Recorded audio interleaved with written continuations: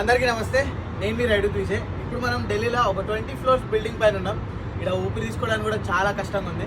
And ఢిల్లీకి రావడానికి reason ఏందో మీ అందరికీ తెలుసు కదా. మనం తొందరలోనే మనాలి, కాశ్మీర్ ఇంకా స్పితి ట్రిప్ స్టార్ట్ చేయబోతున్నాం. సో మీరు కూడా ఆ ట్రిప్స్ అన్నింటిలో జాయిన్ కావచ్చు. అండ్ ఢిల్లీలో వెదర్ ఎట్లుందో మీకు చూపిస్తా.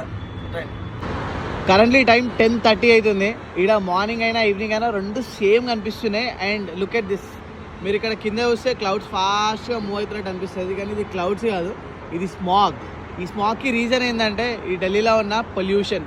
ఒకవేళ లీవ్స్ మీదకి వెళ్ళి మంచి క్లౌడ్స్, ఫ్రెష్ క్లౌడ్స్ పోతే ఒక గ్రీన్ కలర్ ఫీలింగ్ ఉంటుంది, వాటర్ ఉంటుంది దాని లోపల.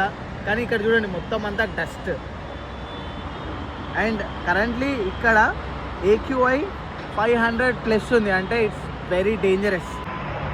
నాకైతే ఒకటే అనిపిస్తుంది, ఢిల్లీ నుంచి ఎంత తొందరగా బయటపడితే అంత మంచిది. నా బైక్ వచ్చేస్తే నేను ఇడికెళ్ళి సీదా మనాలికి.